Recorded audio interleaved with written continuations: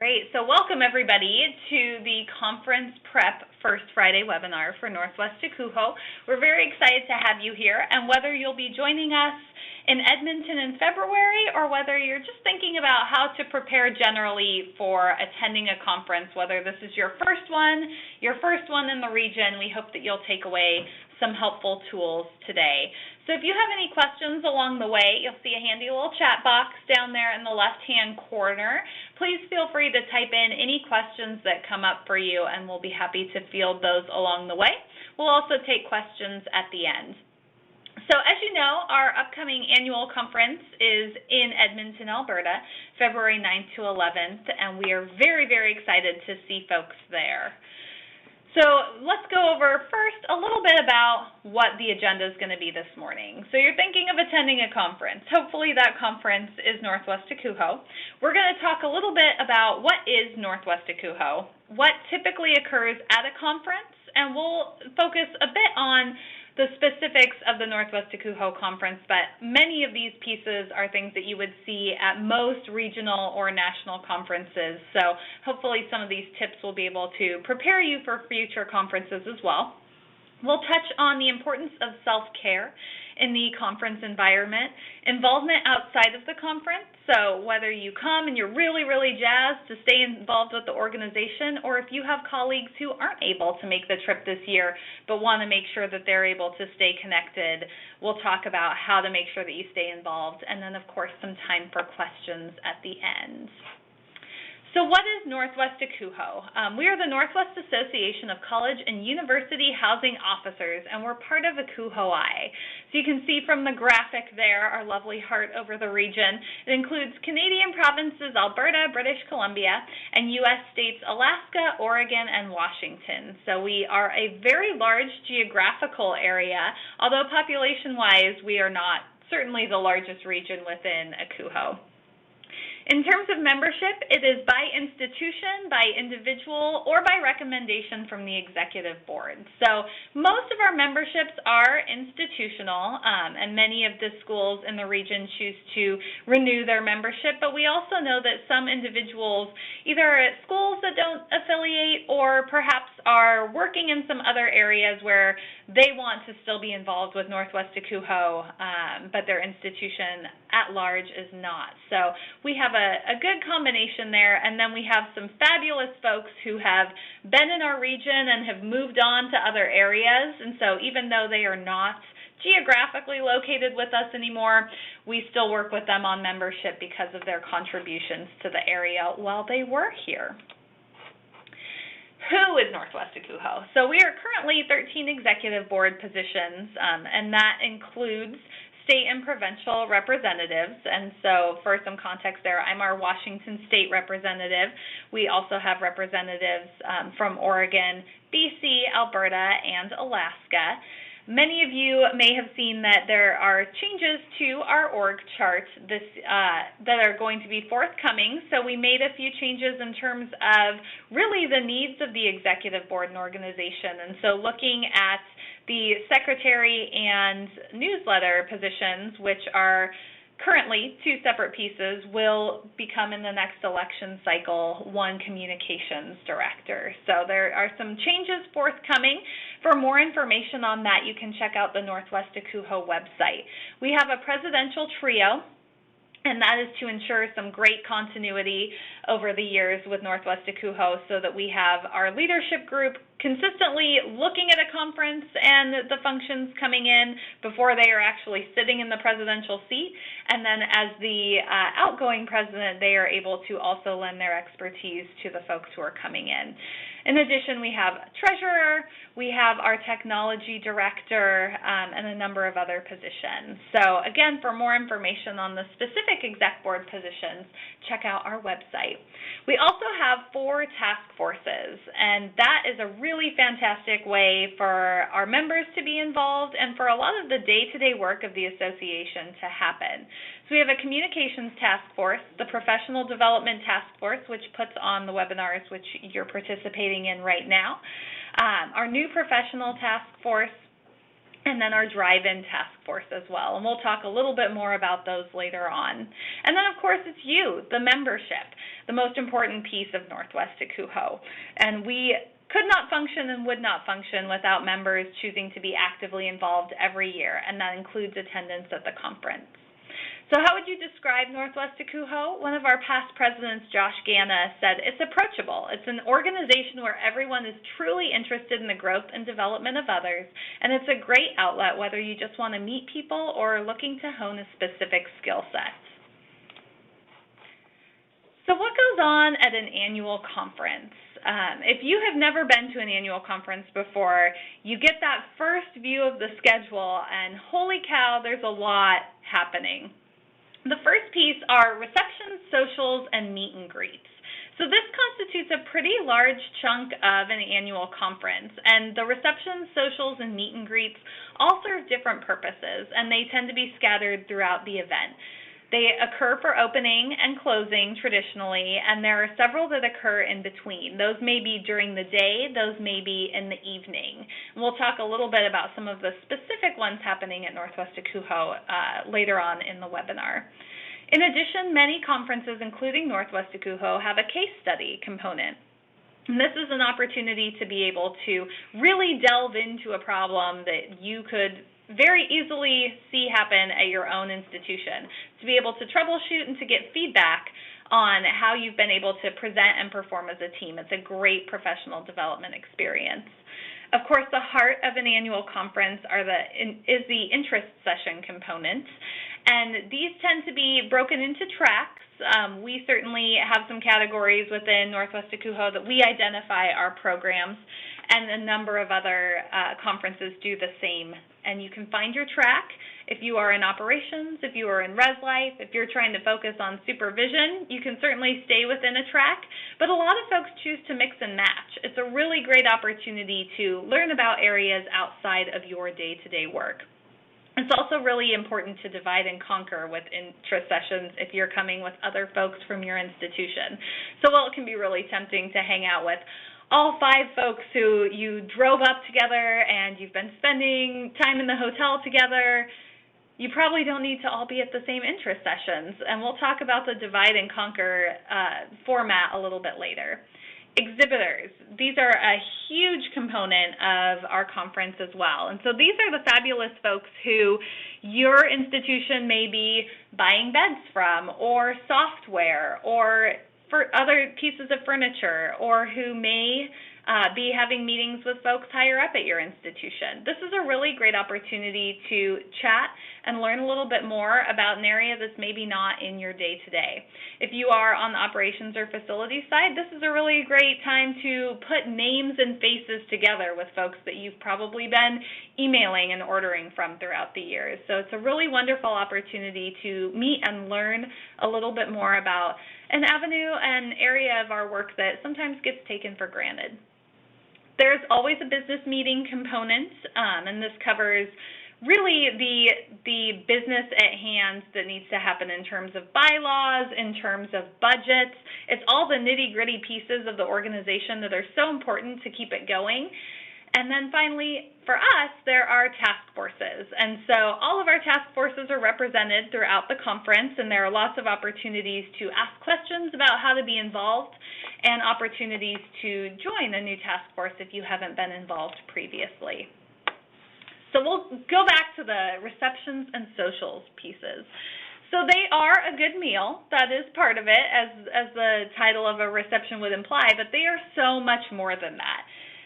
If you are attending a conference and you have the opportunity to go to the receptions and socials, this is a wonderful time to attend and to engage with other folks.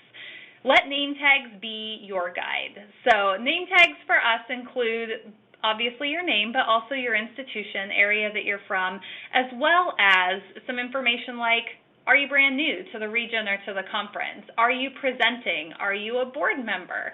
So that you can identify, okay, is that somebody who maybe has been here for a while and can tell me a little bit about the conference? Or is this somebody who's involved in the board and I'd like to know more? Is this someone who's presenting and I would like to make sure that I sit in on their session over the next couple of days? Get out there, sit with someone new. Again, we're all creatures of comfort, so it's very easy to end up sitting just with your colleagues or the folks that you've seen at previous conferences or gatherings. But sitting with someone new is a great opportunity to expand your network and to be able to learn about what other institutions are doing. Bring your business cards to receptions and socials. This is a really great opportunity for informal networking. And you never know if you're going to chat with somebody who is able to help you solve a problem that you've been wrestling with. And it's always tough to remember exactly who you chatted with and how to get a hold of them. So business cards are a really critical component to be able to make sure that contact information gets exchanged right then and there. Utilize your colleagues. It can be a little bit intimidating, especially for the introverts among us, to go out into this big room where a lot of people are mixing and mingling and to just kind of cold walk up to somebody that you don't know. For a lot of folks, that's a little bit, gets the heart palpitating, and it's a little bit nerve-wracking. So utilize your colleagues if they are there. They probably know folks and can make introductions for you that can make it feel a little bit less awkward to approach. But also know that everyone there is expecting to do a little mixing, do a little mingling, and they're all expecting to meet someone new. So don't be intimidated. Get to know your state and provincial folks. So this is both your reps as well as the other people who are within your geographic area. Again, Northwest NWACUHO is a big geographic region, but there aren't necessarily a ton of folks within it. So we do state and provincial breakouts on the opening evening, and this is a wonderful opportunity to be able to see who is at a neighboring institution. If you're thinking about wanting to learn about some best practices for a training or inspections, you can rely on those folks who are going to be seeing perhaps similar demographics, some similar economic situations, and you can get to see them in person and begin to develop those relationships. So take advantage of that time and don't just sit with the folks from your institution. There are a number of opportunities at the Northwest NWACUHO Conference for socials, including New to the Northwest, which is a wonderful opportunity to meet folks who are both new professionals, but also folks who have been around but are new to the Pacific Northwest itself. This year we have a new Northwest NWACUHO Connections social that will also be occurring on Sunday, and that's a really wonderful opportunity to link up. If you are a more seasoned professional in the region, this is a wonderful opportunity to lend your expertise. If you are a newer professional, this is a wonderful opportunity to pick the brains of the folks who have been in housing for a while, and we'll have some great question starters, but it's really an opportunity to meet some new folks and some leadership within the region. We then do the state and provincial meet and greet, which again is going to be a time to discuss business that's pertinent to your specific geographic region.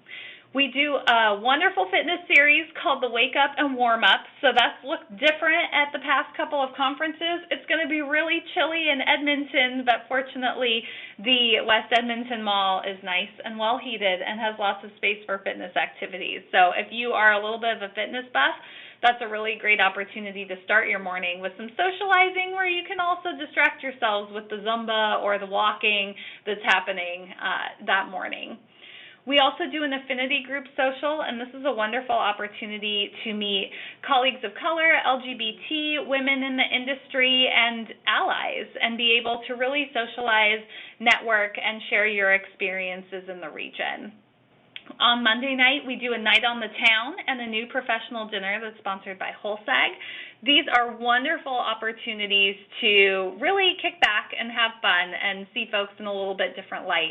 There's always some really great entertainment, and the West Edmonton Mall is no exception this year. There is going to be some dueling piano action, which should be fabulous, and it's a really, really fun night. So I will talk a little bit more about the self-care piece, but for those of you who are introverts, I definitely recommend storing some energy for that night because that's a wonderful time to make connections. We also do a formal closing reception and then the opening and closing banquets as well. So a lot of opportunities to get out there and mix and mingle. Case studies are the next component. Again, why would you do a case study when you come, right? You came to a conference. Why are you coming to work? But this is a really great opportunity to dig deeper into the important issues that are facing us in housing right now. So every year, a group comes up with a really great and timely problem. And for our new professionals, they're able to sign up for case studies and get paired with other new professionals from around the region. So you'll be working with brand new folks. You get to interface with some of the best leaders in our region who serve on the judging panel. And it's an opportunity for you to really dig in and try to develop some new and innovative ways to approach our student affairs work. So this is a wonderful time to showcase what you have done in your own institution, what you have learned in your graduate studies, and to really be able to bring some unique perspectives. And it gains hands-on professional development. So it's a few hours that you are spending in the conference environment prepping this case study, but across the board for individuals who have participated in this, they have frequently said that this is one of the most helpful components of the conference. So if you're a new professional, I highly recommend participating in it. If you are not a new professional, this is a really wonderful session to attend to see what the new professionals in our region are coming up with in terms of tackling these problems. And the quote there at the bottom from Teddy Roosevelt, "Far and away the best prize that life has to offer is a chance to work hard at work worth doing." And solving the pressing problems of our area is definitely work worth doing. Interest sessions. Again, the heart of what we do at the conference are these interest sessions, and we have had a really, really wonderful group this year in our programming committee who helped select some really targeted and impressive programs for folks attending the conference this year. There are 6 interest sessions that are offered over the course of 2 days, so it's very busy. We have a number of sessions to choose from during each of those time slots, so it can feel pretty intensive to try to narrow down what do you really want to see in those 2 days. In addition, we have some roundtable components this year, so even if you are not presenting, these are an opportunity for you to be able to engage in conversation rather than be in a lecture-style format. Again, tracks are a really great way to look at organizing your time, but they are not the only way to organize how you want to attend those interest sessions. They're an opportunity for engagement and for feedback. If you are wrestling with a problem at your institution, I know many folks are looking already at what training might look like for next year, what kind of operations software they might want to be using. Folks are constantly focusing on supervision, so thinking about how you can get some feedback and engage with these sessions. And it's a good opportunity, again, to step outside of your functional area. So if you are a res lifer, you may not feel like you get to have as much exposure with capital planning or facilities. And so taking a look at a session that focuses on sustainability might be a really great opportunity for you to look at what your colleagues are delving into and to also think about pieces that you can pull back to your own area. And again, dividing and conquering is really, really important when you look at interest sessions. And so if you're traveling with a large group from your institution, it's a great time as you're on your way up to the conference or as you're settling into the hotel on Sunday to really take a look at the schedule and parse out who wants to attend what sessions so that you have a breadth of coverage for your institution. There are several reasons to do that. One, you meet new people. So again, a huge component of attending an annual conference is that networking component and developing relationships with folks who are going to be able to be great problem solvers for you in the future. In addition, increasing the return on investment for your institution. So if your institution is sending 4 people, it's a lot less helpful if you only bring back 6 sessions worth of information amongst the 4 of you. But if you split it up and you're able to be attending 20 sessions total between the 4 of you, that's fantastic. Your institution now has knowledge about a variety of topics, a variety of perspectives that you can bring back and share with supervisors and colleagues as well. And of course, we all know that the ride home tends to be a little bit quieter. Everyone's a little tired after a really busy few days, but if you've all been attending some different workshops, it's an instant conversation starter. So you can help avoid awkward silences by dividing and conquering. If nothing else, that's a wonderful, wonderful tool. Exhibitors. Again, these are the unsung heroes of the annual conference. And frequently the excuse that we hear about not engaging is, but I'm not in charge of ordering our furniture. And that's okay. You don't have to be the department's key purchasing coordinator in order to engage with our exhibitors. Our exhibitors know that there are all levels of professionals in attendance, and they are excited to talk to all of you. So if you are in Res Life and you're kind of on that front line with students, they want to know about what are students saying about the items that are in their rooms. What kind of facilities concerns are you hearing? What are you experiencing when you have to use that conduct software? So it's a great opportunity to chat with them. You get to know a little bit more about the facilities, the IT, the student services side of the work that you do daily. So whichever area of housing you're in, you may take for granted what your colleagues are doing on occasion. And so this is a good opportunity to see what really needs to go into what your peers are doing on a day-to-day basis. They provide sponsorship and a lot of fun for the annual conference. So I listed off a huge list of social opportunities, and those would not be possible without our exhibitors. They are really invested in our profession and ensuring that folks are gaining a lot from the conference and that they're having a good time as well. And at Northwest NWACUHO, there are a lot of opportunities to engage with our exhibitors. We have an exhibitor reception, we have coffee breaks throughout the conference, and we have a lunch where we encourage folks to sit with our exhibitors and be able to talk a little bit about the work that you're doing and hear about the great work that they're doing as well. If you're still nervous about having those conversations, we can help with that. At the New to the Northwest reception, we go over a few tips and tricks for engaging, especially if you have never talked with the person who sells the mini fridges to your institution. We can help you feel a little bit more confident going into that conversation. So if you're feeling nervous, join us at 3 o'clock on Sunday, but you can also find anybody who's wearing one of those snazzy board tags, and we will happily chat with you about good conversation starters.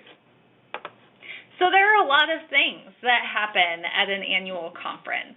But what do you really, really need to attend, especially for folks for whom going in and out of those large groups constantly for 2.5 days can feel a little bit overwhelming. So how do you really parse it down if you need to make some selections? Opening receptions are a really, really critical piece to attend if you can. This is where folks are at their kind of most vibrant in terms of really wanting to meet folks and get out there and develop the relationships that they'll continue throughout the next couple of days. And so this is a good opportunity. If you've been thinking about attending a program that looked interesting in the brochure, you can talk to the presenter at the opening reception and hear a little sneak preview, see if it's still something that you want to attend. You can use that opportunity to start to meet folks who are from your geographic area. It's a really important time to begin those relationships so that you'll see some friendly and familiar faces throughout the next couple days.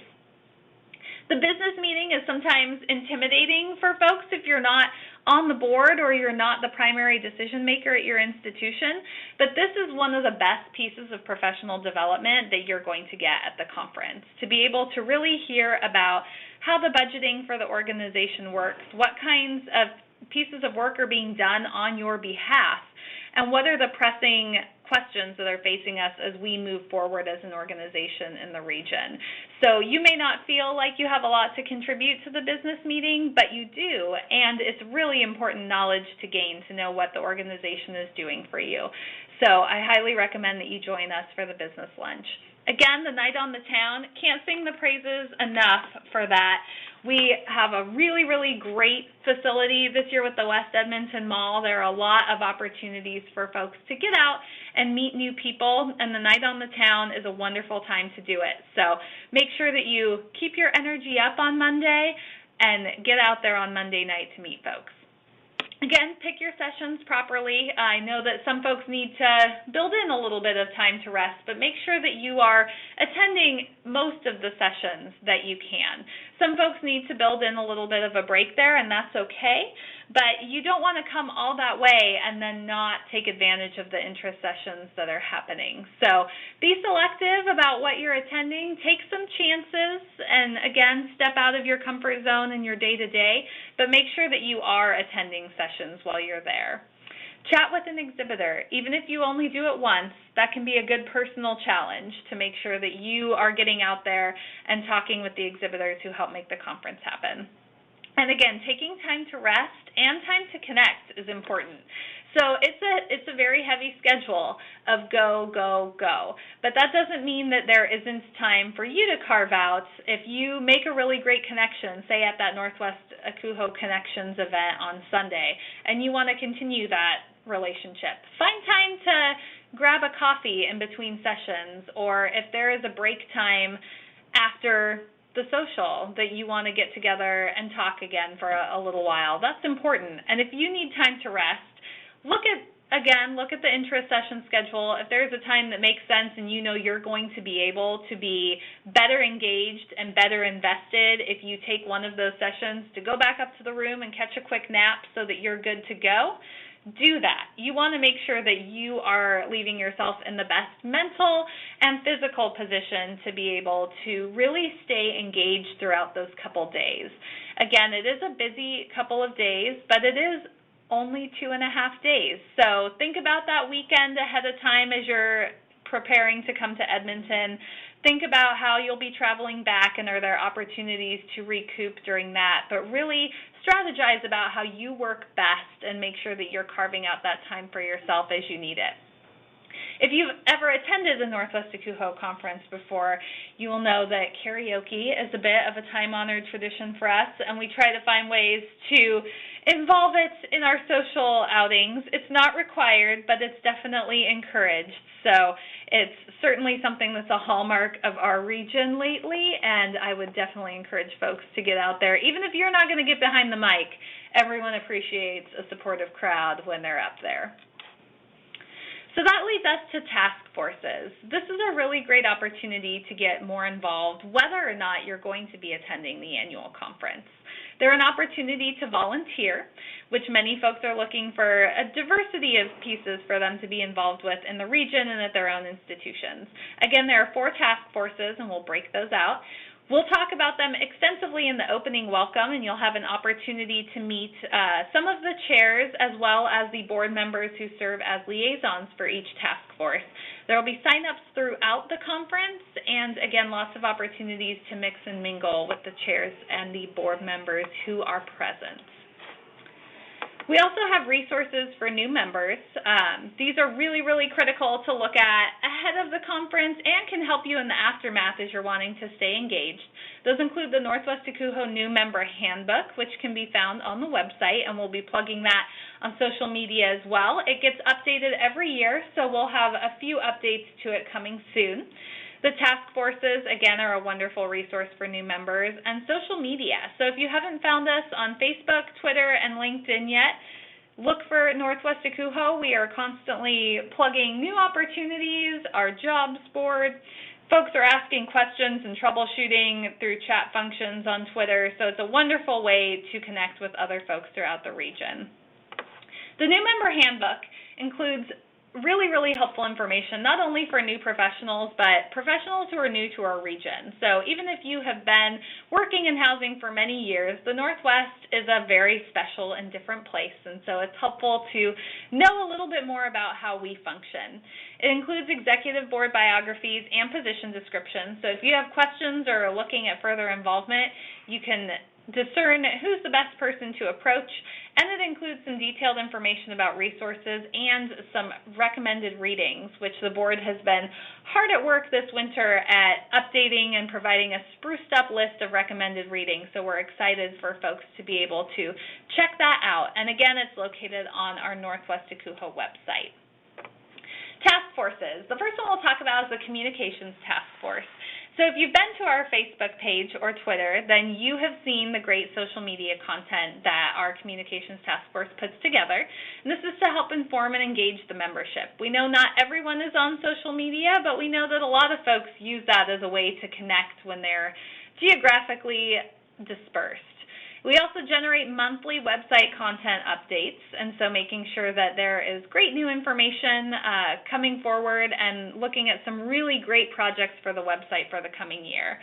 They generate some of the content for the Soundings newsletter that goes out quarterly, and their goal is to increase the member access to information for all housing function areas, so making sure that we have great representation and information no matter what area of housing you're working in. And our current chair is Carla Carreras at University of Victoria. The next one is the New Professional Task Force, and their goal is to provide avenues for integration, growth, and professional development among our region's new professionals. So it can be intimidating entering a new area of work and a new region at the same time. So this is a really, really critical piece to reach out to our members and try to get them more involved, more engaged, and feel connected and supported in our region. They developed a new member welcome that occurs on Sunday, and they assist with the New to the Northwest Night on the Town for the annual conference. So again, a really, really great opportunity to meet other folks in the region. And they're also in charge of updating and maintaining the New Professional Handbook. And that chair is Drew Satter down at Oregon State University. The DriveIn Task Force, we know that not everyone's able to make an annual conference, and so we work to provide some smaller conferences throughout the year that give institutions a chance to host and highlight the resources and the wonderful expertise that they have on campus, and to offer more opportunities for our members to be able to get out there and interface with folks in person. So this task force creates and supports those regional drive-ins. They solicit and encourage host institutions throughout the region to present those drive-ins. Most recently, we had a really great facilities drive-in here at the University of Washington this summer. And they develop content, tools, and resources to support those institutions. So if you or colleagues have a great idea and you want to see that come forward, this is the task force that can help you actually put that together so that not all of the work falls to the institution. And currently the state rep liaison for that is Don Snyder, who is the Oregon State representative. And then, of course, we have the Professional Development Task Force. And so this is the task force that puts on our webinars, recruiting, developing, and presenting those topics. Providing professional development opportunities beyond the conferences that engage all levels and functional areas is the goal. And a couple of the major pieces that this task force is working on, of course, continuing the First Friday webinars, but then continuing to develop and expand the Northwest NWACUHO Mentorship Program. And so the Northwest NWACUHO Connections event on Sunday is a great opportunity to learn a little bit more about that mentorship program and take it for a test drive as you meet some new and seasoned professionals throughout the region. And they also work to promote those scholarship and grant opportunities that might occur throughout the year. And the co-chairs for that are Kate Flowers from the University of Washington, who's our moderator today, and Michael Serafin from Willamette University. So how do you stay connected as we are prepping to go into the conference and beyond? Again, the Northwest NWACUHO Facebook page is a great place to share photos, to discuss, to connect with friends, and to look for updates about great things going on. Scholarships, updates about programs at the conference, updates about social activities, potential drive-ins, and questions from your friends and colleagues around the region crop up on our Facebook page. And you can join us on Twitter as well. So there are some really, really great conversations that happen over Twitter for student affairs professionals across the board, and Northwest NWACUHO is one of the places where those occur. So if you are on Twitter, I encourage you to follow us. It's just at Northwest NWACUHO, and we'll be tweeting quite a bit from the conference for the back channel. So if you aren't able to make a particular session, or if you have colleagues back home who are wanting to follow along with the great learning that happens at the conference, encourage them to follow Northwest NWACUHO because there will be a lot of great back channel conversations happening. Some final tips as you prep for your conference experience. Make sure that you check out the schedule and the intro sessions ahead of time. So we are in the process of finalizing all of those great pieces as a board, and you will, again, if you're following us on social media or receiving the Northwest NWACUHO emails, you'll see a lot of information coming to you very soon. But make sure that you check out that schedule and the interest sessions ahead of the conference. This is a great way to utilize that potentially long car ride, the plane ride where you're not allowed to have electronics on for a portion of it, or if you just want to use that time in the airport to peruse.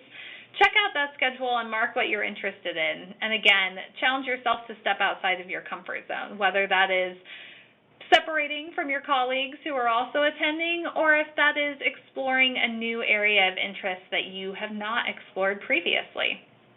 It's a busy 3 days, so self-care is very important, and again, that looks different for everybody.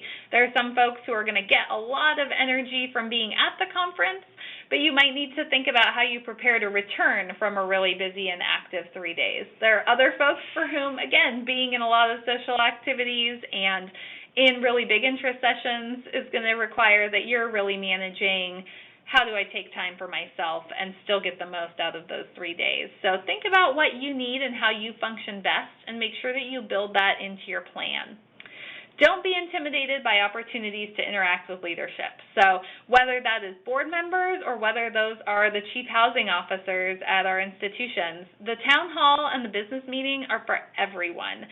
So regardless of how long you've been in the field, we want to hear from you and we want to see you at those events. So don't be intimidated. This is why our mid-level and senior folks attend these conferences as well, to be able to engage with folks across the board. And finally, you will get out of the conference what you put into it. So you can come in and you can go to some of the socials and maybe an interest session or two, and you'll get a little bit out of it, but maybe not the most that you could. But if you really focus in on how you want to use your interest sessions, if you focus on engaging with people at the socials, you're going to get a lot of lasting relationships out of this conference and some really wonderful information to bring back to inform your own work. So it can be a busy, busy quarter and semester for folks, but really think about how you're going to use your energy when you get to the conference. So at this point, are there any questions aside from what our lovely Frenchie is asking there? Lunch will be provided. That's the answer to his question. Great. So as we wait for some questions, thank you so much, Michelle, for all of this information this morning.